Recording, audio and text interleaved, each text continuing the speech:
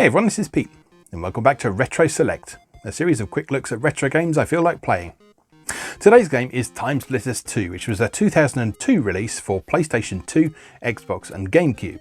It was developed by Free Radical Design, published by Eidos Interactive, and we've previously seen this game on my Short Play series in its PS2 incarnation. We're going to play the Xbox version today though. There's not a lot of differences between it, but the main benefit of the Xbox version is that you can play it full player without needing to shell out for a multi-tap adapter, thanks to the fact that the original Xbox has 4 controller ports. TimeSplitters 2 is regarded by a lot of people as one of the best first-person console shooters of all time, and people are very keen to see a remake of it. I'm actually a little bit sceptical of that though, because I worry that in today's modern gaming marketplace, any reboot of TimeSplitters might turn into a microtransaction-laden, DLC-filled battle royale monstrosity. So, to be honest, I'm quite happy with the fact that the original still exists and is still perfectly playable. So we're going to go and enjoy it today. Let's go play TimeSplitters 2. Okay, here we are with TimeSplitters 2, one of my favourite games of all time, and still a game that I love booting up and playing today. So in fact, I've been doing this just recently, which is why I wanted to play it again. As I said in the intro, I've previously covered this in the Short Play series, but given the Retro Select series focused specifically on retro games that I feel like playing at any given moment, I thought it is as good a reason as any to have another look. Like I say, last time around we looked at the PS2 version. This time around we are playing the Xbox version, which, as I say, is not especially different, but you know, it's probably the version I played more back in the day, because we used to play this a lot in multiplayer, and the fact that the Xbox was already set up with those 4 controller ports ready to go made it a lot more practical than the other versions. Excuse me. Oh dear me. Right, anyway, that is the demo mode playing, so let's skip out of that. As we did last time around, I'm going to cover several of the different modes that this game has to offer. So, controller 1, check for saved profiles. Beat. We'll start with a story mode mission. I don't think I've got very far on the story mode on this particular version. I think we're going just straight into the second level, Chicago. So at least it's a different level to what we covered when we looked at the PS2 version. So Chicago, normal. 1932, Chicago, downtown. Big Tony's operations have got a little out of hand. It seems his mob isn't content with running bootleg liquor and the usual protection rackets. Word on the street is that Tony has knocked off a shipment of priceless gemstones and he's bringing his brother in to expand operations. He isn't counting on a hard-boiled detective like Jake Fenton showing up. Tony's hiding out in the Sunrise Club, an exclusive speakeasy. His goons don't like strangers showing up unannounced, so you'll need to get a membership card. Marco the Snitch should be able to help you out. So, the nice thing about the story mode in TimeSplitters 2 compared to the original PS2 TimeSplitters, the first TimeSplitters game, is that the story mode missions...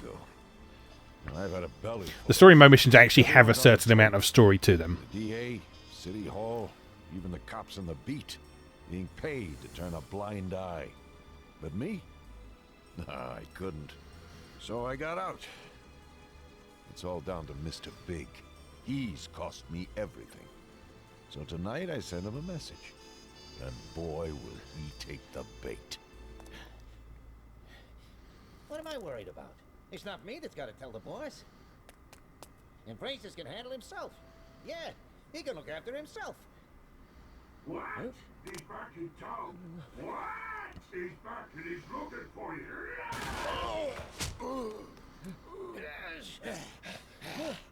Francis! Come on, you stupid! I want that son of a...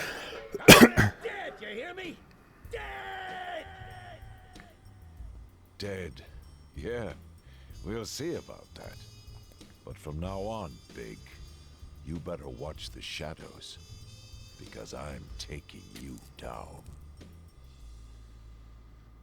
Anyway, as I was saying before I was interrupted by cutscene, the story mode in TimeSplitters 2 actually has some semblance of story. It's not an especially coherent one because it's mostly an excuse to take you to various different time periods and do all sorts of different scenarios. But that's quite nice, because it gives you like a bunch of these sort of one-off short stories almost to engage with.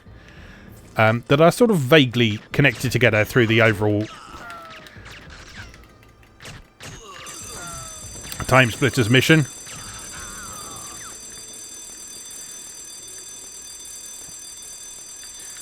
And you can kind of play each mission in lots of different ways. So like this one here, I've gone in all guns blazing, mostly because, you know, I can't be asked to sneak around. But equally, I could have snuck my way in if I wanted to. Made use of the rifle to snipe people. But why do that when you have a perfectly good pistol that is more than capable of taking everybody out? So, in the original TimeSplitters, if you're not familiar with that, I've covered that one on Short Play as well, so do feel free to check out that video if you've not seen it before. In the original TimeSplitters, all of the story mode missions took the same format, in that they basically involved you getting into a location, retrieving an item, and then getting back out again. And they were all the same, and they had no narrative content, and they were fun. But they weren't a story mode. Whereas in this one, you've got actual objectives to do. Like here, one of the objectives is to empty all of these barrels. And so the way you do that is by shooting bullet holes in them, so that all the whiskey flows out of them. But it actually takes into account the level of whiskey, the level of liquid that's in the barrel. So you need to shoot it low down at the bottom so all of the whiskey drains out. Because if you shoot it up near the top, only the top bit's going to drain out. It's all very clever.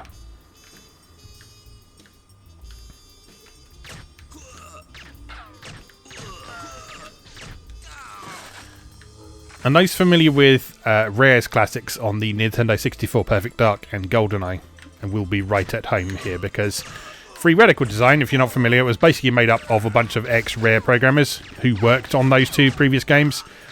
So the TimeSplitters games have always very much felt like spiritual successors to GoldenEye and Perfect Dark, which is why people like them so much, because so many people have such fond memories of those old games in both single and multiplayer,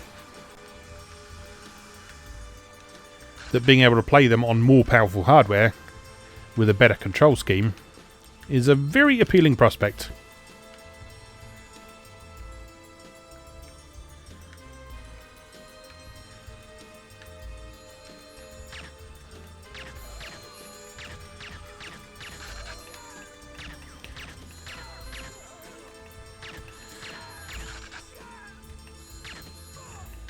And much like GoldenEye and Perfect Dark, this game works brilliantly as a console first-person shooter because it makes so many excellent concessions to the fact you'll be playing on controller, such as the extremely generous auto-aim, for example.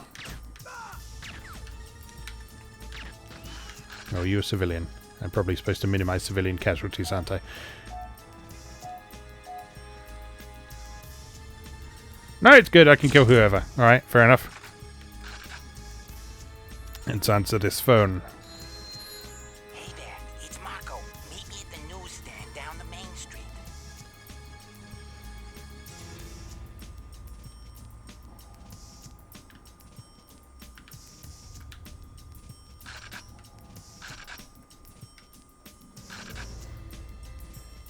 Hello.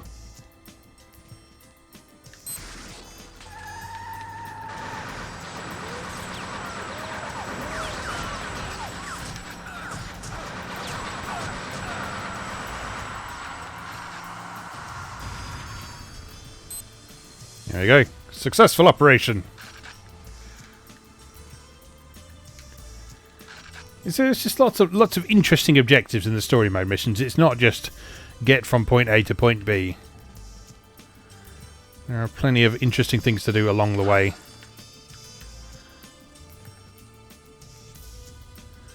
And characters to meet and all that sort of thing.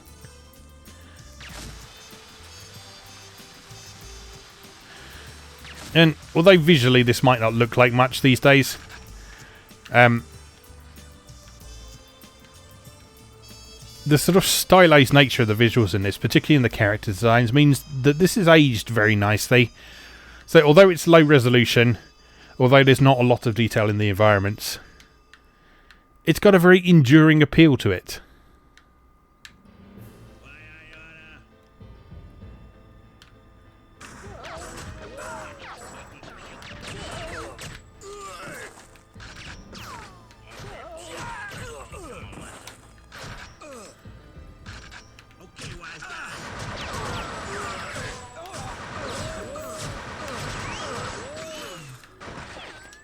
Yeah, it's got a very enduring appeal to it because of those character designs.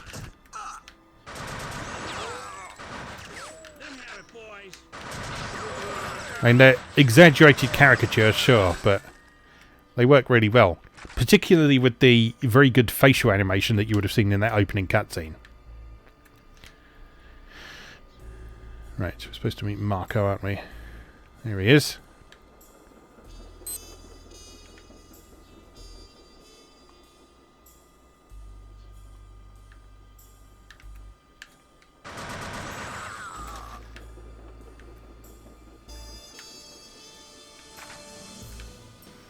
Yeah, it's very much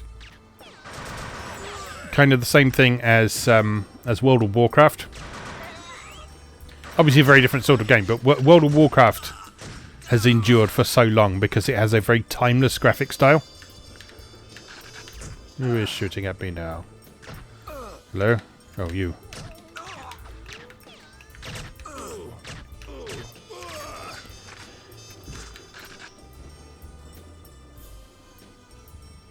And the same is very much true here.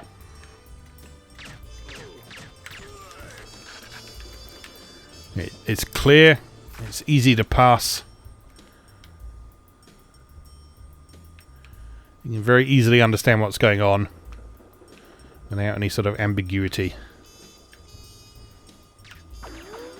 And it runs smoothly, which is nice. Although one thing I do find quite interesting... You'll need a pass to get into the Sunrise Club. Tony keeps a spare in his safe. One thing I do find quite interesting about the TimeSplitters games is that it uses a trick that was very common in both the late PS1 era and a significant part of the PS2 era, which is heavy use of motion blur.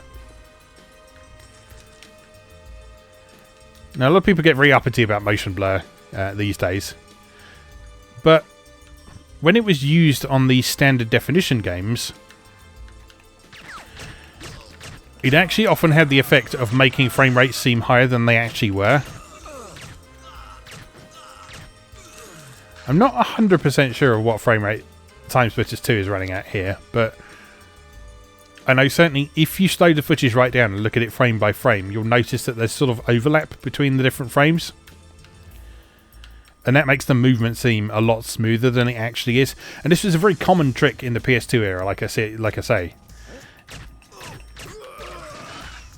And not just in 3D games as well. If you look at the ADK Damashi compilation of Neo Geo games, they use it there too, on 2D games. Which makes them a fucking nightmare to take screen captures from. Yeah. But it does at least mean that the on-screen movement looks nice and smooth, even if it perhaps isn't. I mean, one would say the optimal approach would be to actually get it running at 60 frames a second, but, you know, that isn't always possible for one reason or another, particularly back in this age of hardware. You didn't really react to being shot in the back. That's fine though, you're dead now.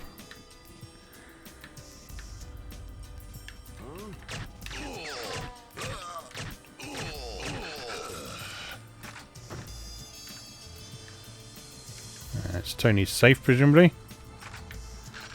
Do we use a TNT on it? Stand back. Yes, we do. See? Environmental destruction. Hello? Hey, it's Marco. Find a window and check outside. There's some guys out to get you.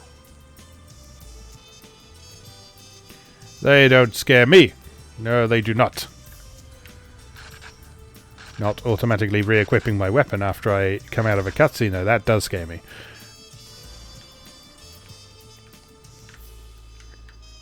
Hello.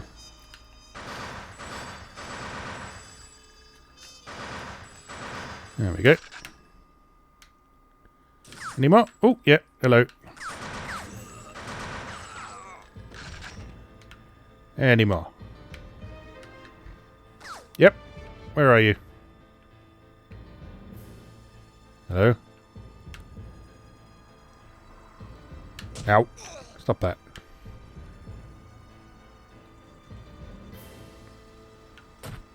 There you are. Die.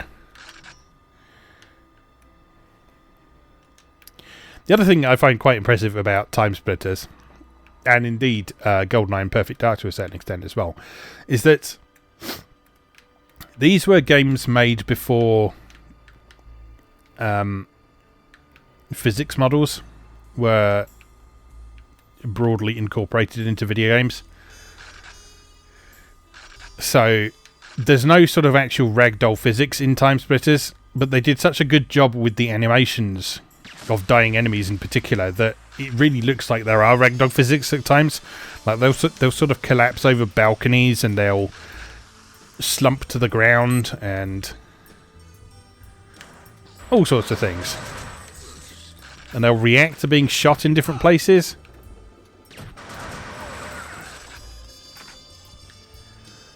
I remember GoldenEye in particular being very famous of one of the earlier games too, where enemies would actually take headshots and react to being shot in different places, and you could shoot people's hats off and shoot them in the bollocks and shoot them in the kneecap, and they'd sort of hop around on their knees.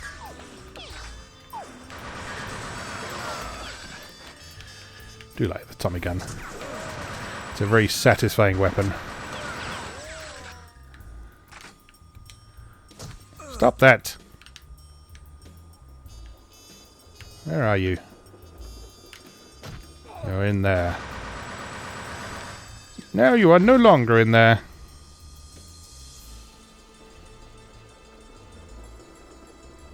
Of course we'll send you a taxi, sir.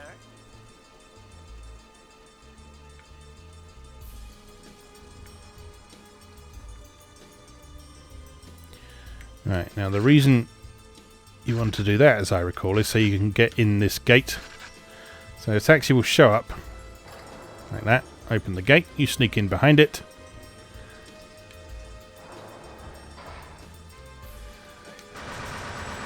And then cause havoc. Now, one of these phones explodes, if I remember rightly.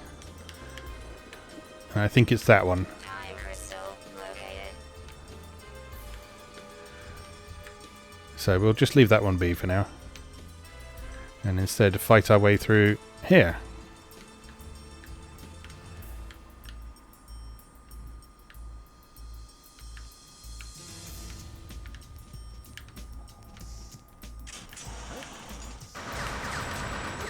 Good evening, sirs. I'm here to party.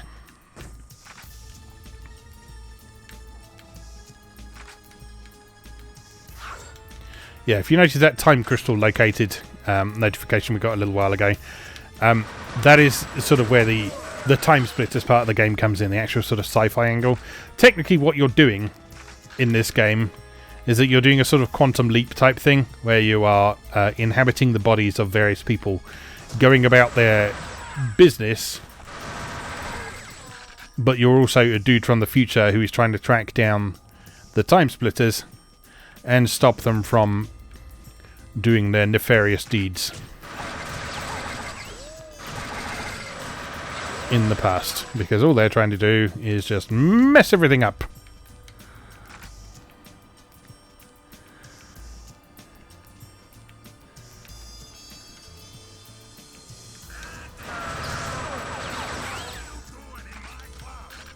I'm here to kill you, sir.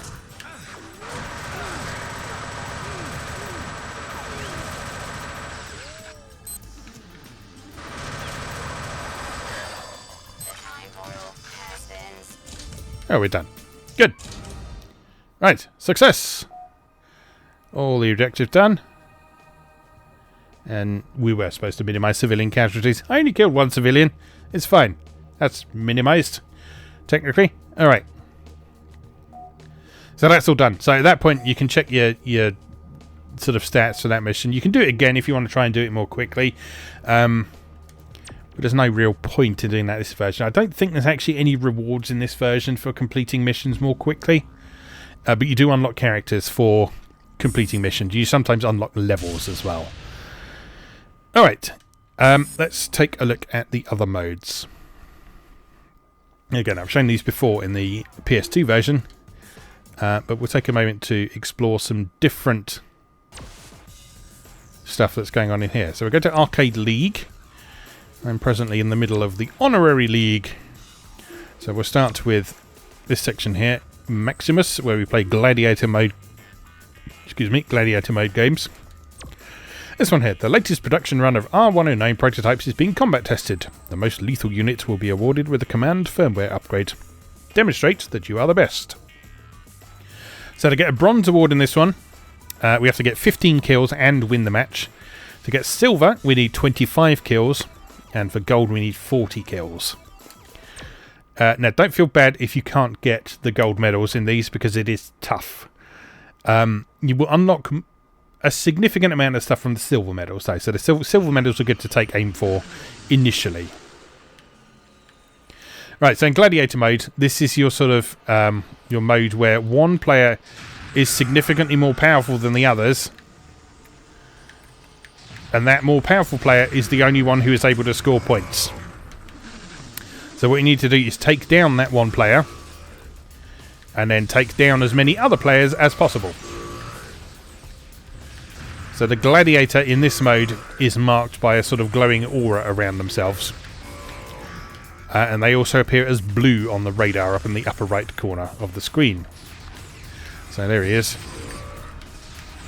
Oh dear, this is manic.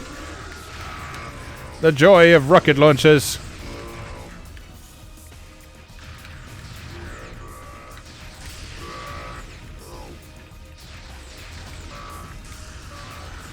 So when you're on the gladiator, you have higher health, and I think you also do more damage as well. But when you're already using powerful weapons like rocket launchers, that's kind of less relevant.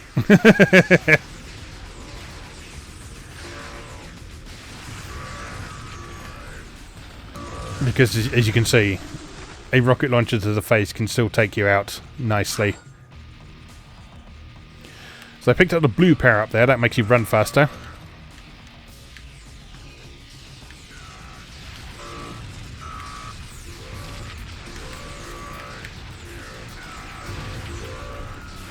Now! Oh. I'm winning at least. But I've got to get at least 15 kills to get that bronze award. And ideally I want the silver, which I think was 25, wasn't it?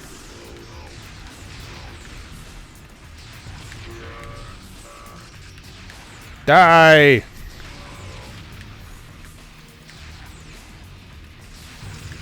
Up to 10. Getting there. Closing in on that bronze medal.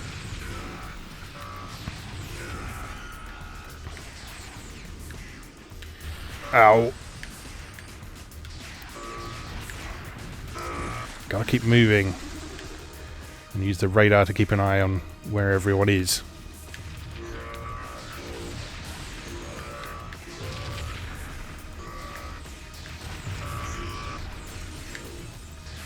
Now the nice thing about TimeSplitters is that it is one of the most customizable games there is. So when you're playing multiplayer matches, if you don't like playing with the radar, for example, you can turn the radar off. You can customize weapon sets, you can customize bot sets, you can choose what levels you play on, play all sorts of different modes. There is even a map maker for you to make your own levels, which is actually a lot more practical to use in the Xbox version because you've got the hard drive rather than having to fill up numerous PlayStation 2 memory cards with them.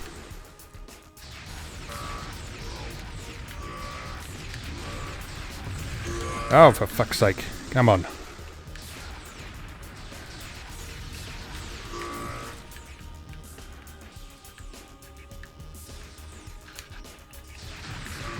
11. 12. Getting there. Not quickly enough for my liking, but we are getting there slowly.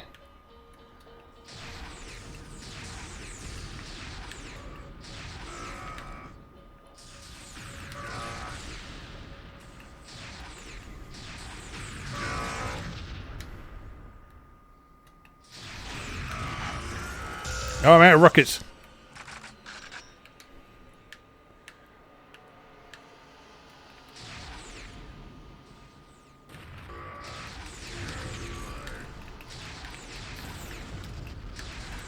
I do like the homing launcher, but it's so easy to get overconfident with it.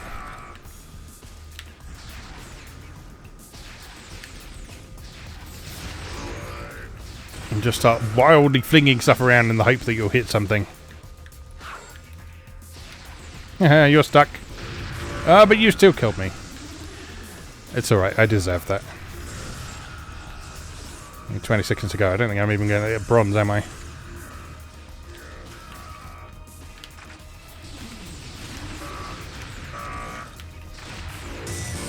Come on. Oh, I got the bronze in the last 10 seconds.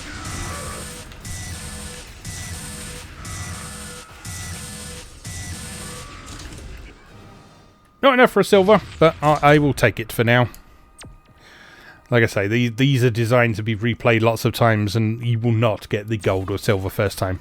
But you see there, just from getting the bronze, I've unlocked a new game mode, Gladiator, and I've unlocked a new level to play in arcade mode, which is what the game uses to refer to its multiplayer mode. Alright, let's have a look at the elimination series. Baking for the taking.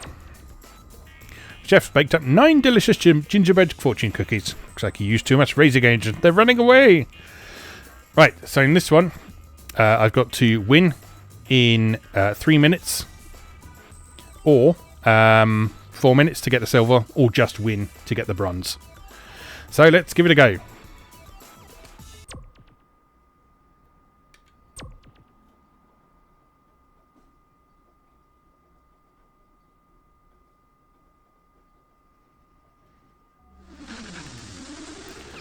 Armed with a minigun, which is nice.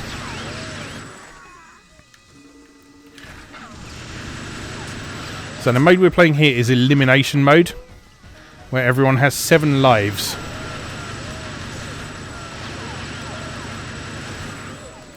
In order to win, you just need to be the last one standing.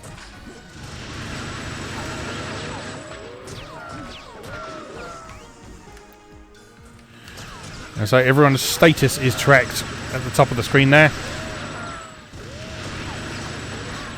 So you can't see exactly how many lives everyone's got, but you can see all of the people who are still in the game.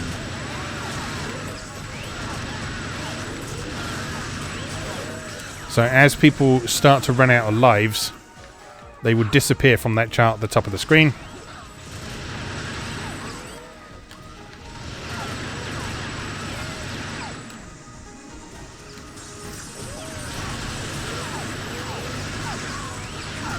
Oh, this is not a good place to be stuck. Right, back outside. That's good.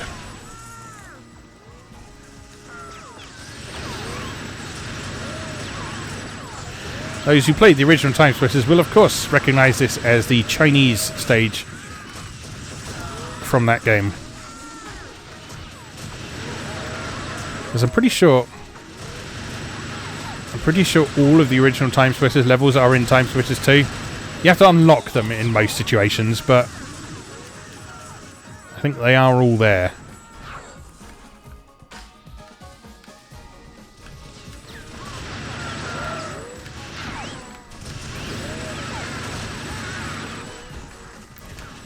Right, only 3 more opponents. 2 more opponents, but I've also only got 2 lives myself, so I have to be careful. I've done it! Ooh, Platinum Award. Okay, forget what I said about about it being difficult to get the gold and silver ones, because apparently I'm amazing.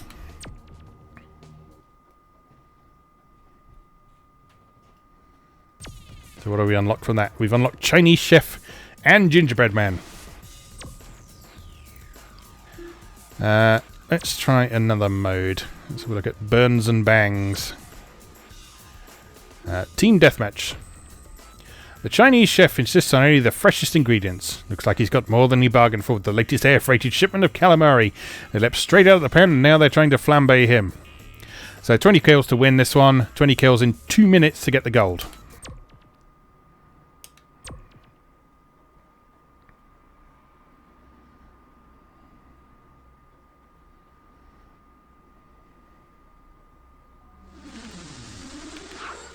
Well, we don't start with a weapon in this one.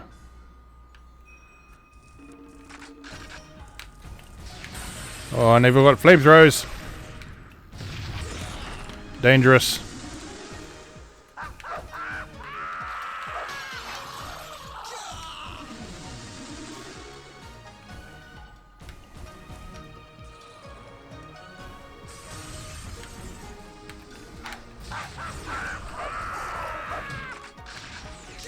Oh, this is tricky. Being set on fire is not good.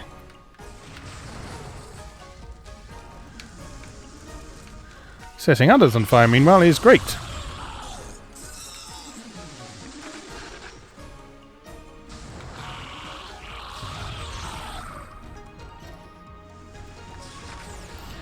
Flamethrower is super satisfying, but the trouble with it is it takes quite a while to actually kill someone with it.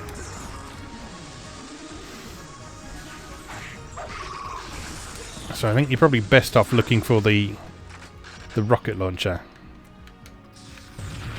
Because as you can see, the rocket launcher is very good at one-hit kills. Woo!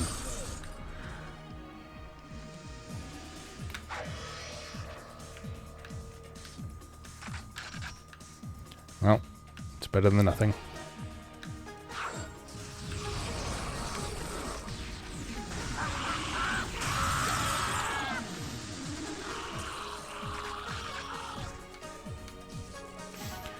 And you see, like I was saying, there's no radar in this one, so it gives the match a very different feel to that gladiator match where we were running around trying to track down who was the gladiator and so forth. I want to punch you, sir.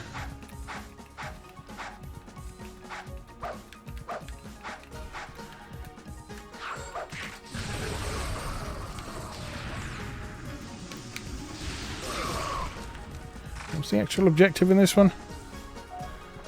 20 kills. God.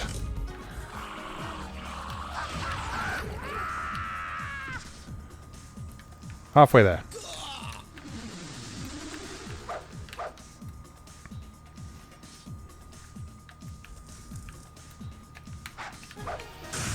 Ouch!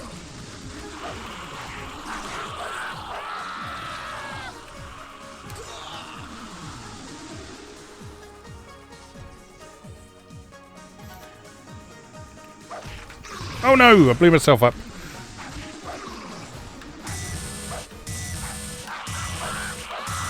Well, I think we can safely say I failed this one. I mean, I won the match, but I failed the scenario, which is unfortunate. Okay, rather than playing that over and over again, let's go try something else. Getting a bit dark, isn't it? Right. Let's also have a look at the challenge mode. So challenge mode, these are more sort of, I guess, mini games than sort of versions of multiplayer. These are very difficult. Like, super difficult. So again, actually sort of getting the silver and gold medals on this is quite an achievement. Okay, let's go for one of these TimeSplitters story classic ones. Badass Bus Pass Impasse. Badass Cyborg is having one of those days. First of all, he loses his bus pass, and now he's realised that... Now he's realised that his spare brain is on the other side of town. It's not going to be easy going to get it back on foot, especially when special forces have been deployed again. So these levels unfold exactly like I was talking about before. So they work like the old TimeSplitters, the first TimeSplitters games does, in that you have to make your way from one end of a level to the other, grab a thing, and then get back out again.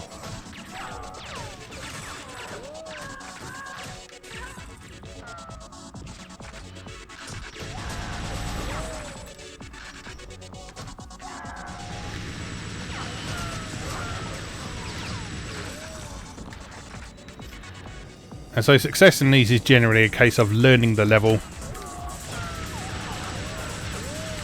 learning where the enemies are going to appear, learning where all the power-ups are, and then figuring out the best route through it all.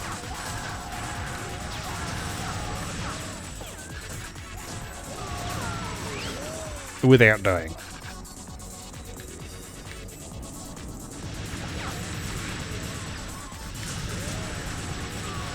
Which I think I'm about to do.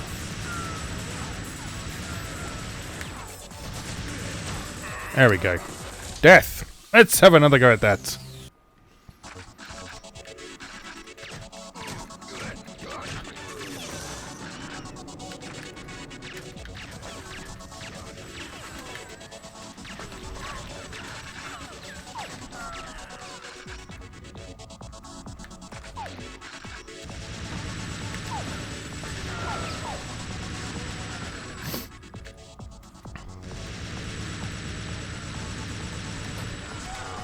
I've always liked the way bullet weapons are handled in this game. I'm not 100% sure if they work as hit scan weapons, but they certainly feel like they work as projectile weapons, which makes it a lot easier to judge your shots and whether they're on target or not. And it also makes it feel like you're able to sort of dodge incoming bullets as well, because you actually see them sort of whistling either side of you.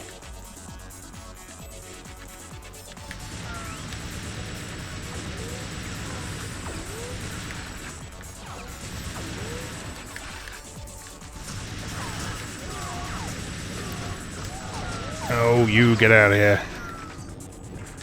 You are not very nice.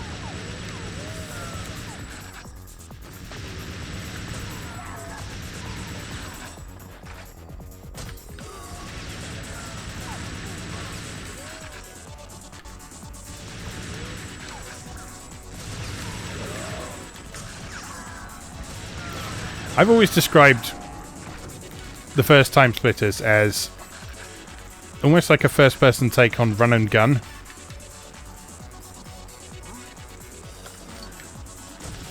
Simply because of the way that the levels are designed, almost like shooting galleries. And you learn the enemy placements, and you learn where the TimeSplitters are going to show up on your way back.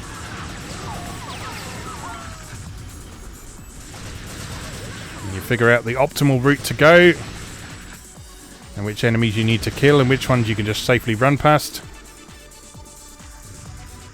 There we go. All done. Silver. I'll take it.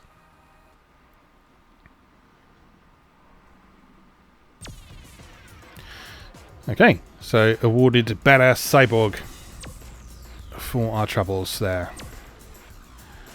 Alright, what else have we got? I think all my other ones are locked for the minute. Okay, last thing to do then. Let's do an arcade custom, just so you can see how you can set up a multiplayer game, because you can play against bots by yourself as well.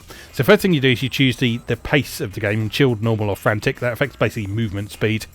We'll stick on normal for now. And then you've got all these modes to choose from. So straight deathmatch, team deathmatch, capture the bag. Bag tag is where you pick up a thing and have to hold on to it for as long as possible. Elimination is the lives-based one. Shrink mode, the worse you're doing, the smaller you are, I think. Or possibly the other way around, I forget. Vampire, you have to kill other... You have constantly declining health, and you have to kill other players to replenish your life. In thief mode, when you kill people, they drop stuff, and you have to collect that. Flame tag, you have to set people on fire.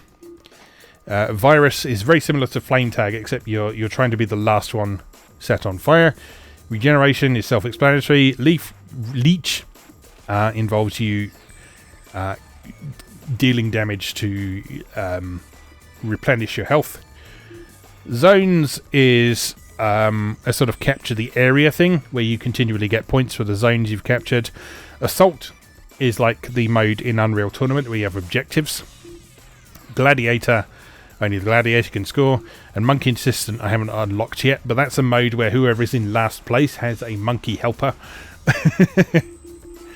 Alright, let's have a game of bag tag. I like bag tag. Alright, we'll then choose the stage we want to play on. And there is a nice mix of different stages to play on, but also a fair few that I haven't unlocked yet. Let's go for Euphoria, because that's the one I unlocked earlier. And then you can set up your settings, so you can do one-shot kills, set up a time limit. Let's go for 5 minutes. Bag carrier can shoot, no. Always start with gun, yes. Display radar, yes. Handicaps, no. Character abilities. If you leave that turned on, each character has their own statistics for how fast they move, how much damage they can take, and that sort of thing. Or you can turn it off and put everyone on a level playing field. Whether you want pair-ups, what music you want, the weapon sets you want. You can set up custom weapon sets if you want as well, from all of the weapons that are available in the games. And the bot sets, you can choose any of a set of predefined ones, or again you can set up your own combination of bots if you want as well. Alright, let's go for it. So, who should we play as? Lots of characters to choose from. You see, there's generally several characters with the same stats as well, so if there's a particular type of character you enjoy playing as, there's generally enough for all 4 players to be able to pick that type of character. It is raining. Apologies if you can hear that. Let's be Duckman Drake.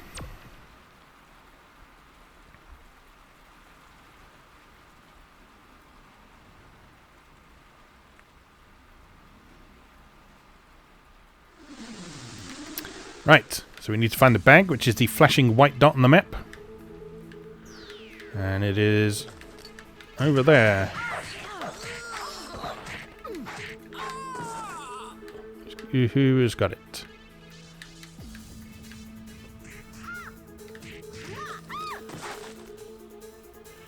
Did I inadvertently set this to an unarmed match? I think I might have done. Right, hold on. Because that's going to take forever otherwise. Yes, I did. Alright, let's go for assorted.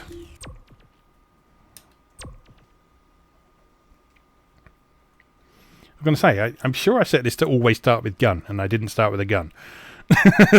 So,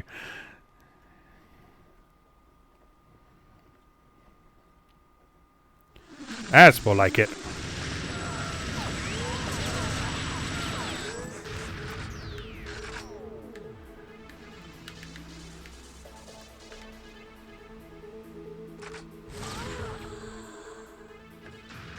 Where is the bag? I think they're up here.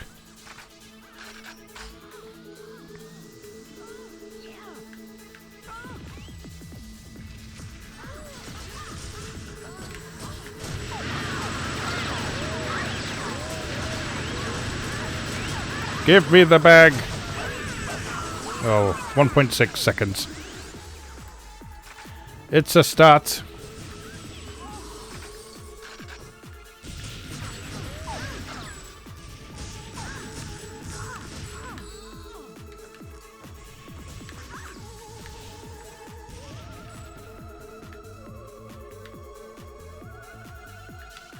Where are you? I don't know this level at all. I mean, obviously, because I just unlocked it, but like, I don't remember anything about it from back in the day either.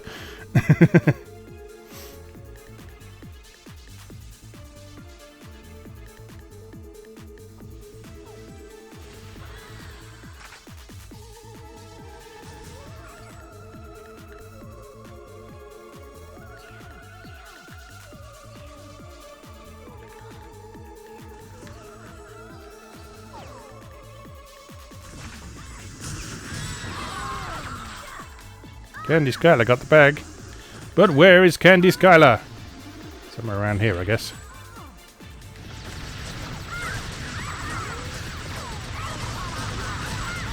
Give me the fucking bag.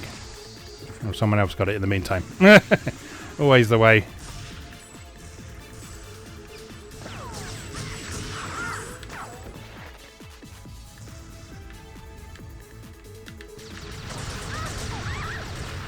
Oh, this is impossible. I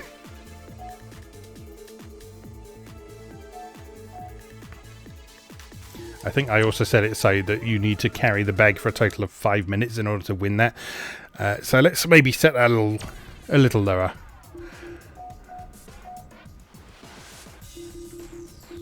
Because I thought it was the time limit for the match, but apparently not. Okay, let's try that again. Right, now we've got the right settings.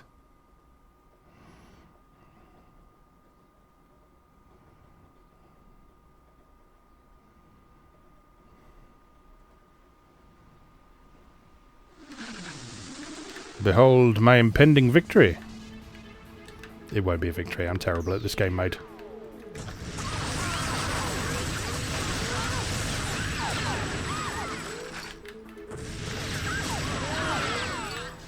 I got the bag! Run! Run away! Run away! Run away! There's one person in this direction, but that's probably not a threat. No!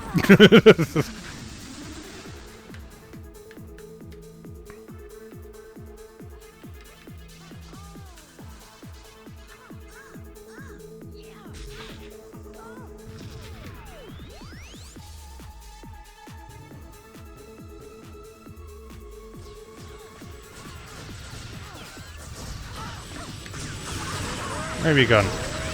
I can't see, it's too hectic.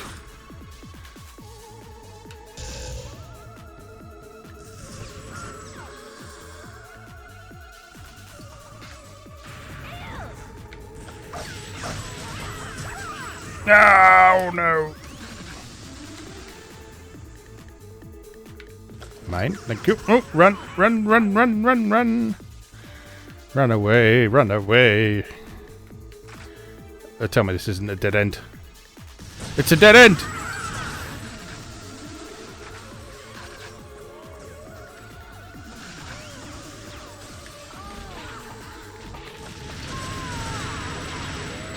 Mine! No, don't run up there. It's a dead end. You know this. Run. Run, run, run.